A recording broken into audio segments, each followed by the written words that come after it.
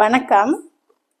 இப்போ ஒரு ஊரில் ஒரு வீரமானவன் ஒருத்தர் இருந்திருக்கான். அப்படின்னா ஜல்லிக்கட்டு மாட்டை அடக்கிறது எல்லாம். இப்போ ஒரு கரடி புலி சிங்கத்தை கண்டு அடித்து விரட்டுறது, இந்த மாதிரி பெரிய வீரன் ஒருத்தன் இருந்திருக்கான். இந்த வீரனை இரண்டு பெண்கள் திருமணம் முடிக்கிறதுக்காக நான் தான் முடிப்பேன் நீ தான் முடிப்பேன்னு போட்டி போட்டுக்கிட்டு இருக்காங்க. ரெண்டு பெண்கள் ஒரு ஆடவனை திருமணம் முடிக்க போட்டி போட்டுக்கிட்டு இருக்கிறாங்க.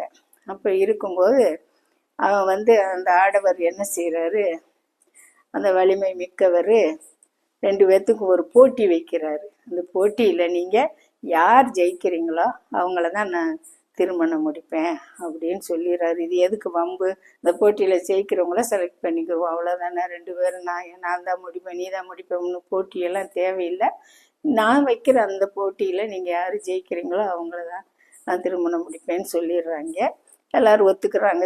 சரின்னு ஒத்துக்கிறாங்க. அப்போ போட்டி ஆரம்பமாகுது. இவன் நேரம் என்ன செய்கிறான், வயக்காட்டு பக்கம் போகிறான். வயக்காட்டு பக்கம் நெல் விளையிற வயக்காட்டு பக்கம் போய் 2-3 நண்டுகளை பிடிச்சி ஒரு டப்பாவுக்குள்ளே போட்டு அடைச்சிட்டு வந்துட்டான். அடைச்சிட்டு போட்டி ஆரம்பிக்கிற இடத்துல என்ன போட்டின்னு எல்லாம் கேட்குறாங்க.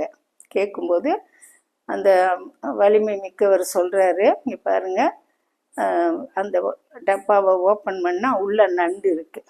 அந்த நண்டை உங்கள் ரெண்டு பேத்தில் யார் எடுத்து அப்படியே ஊறிக்கிட்டு இருக்குது, உயிரோடு இருக்குது, ஊறிக்கிட்டு இருக்கு, அந்த நண்டை பிடிச்சி மென்று சாப்பிட்றாங்களோ அவங்கள தான் நான் திருமணம் முடிப்பேன் அப்படின்னு சொல்லிடுறாரு. வலிமை மிக்கவர் சொல்கிறாரு.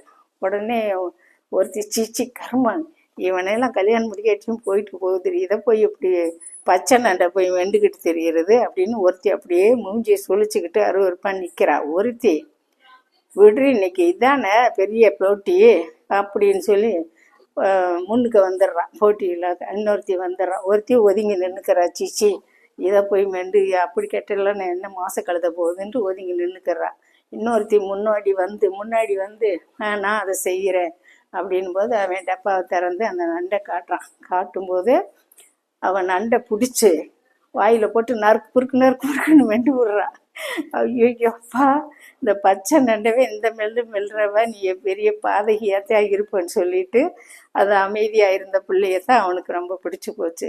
இந்த இப்படிப்பட்ட அமைதியான பிள்ளை தான் குடும்பத்துக்கு லாயக்கு, நீ இந்த பச்சை நண்டவே இப்படி மெண்டு சுப்புனவ என்னை என்ன பாடுபடுத்துவேன்னு சொல்லிட்டு சுதாரிச்சுக்கிறான். செலக்ட் பண்ணிட்டான் நல்ல பிள்ளைய. இந்த பதிவு பிடிச்சிருச்சுன்னா லைக் பண்ணுங்கள், ஷேர் பண்ணுங்கள்.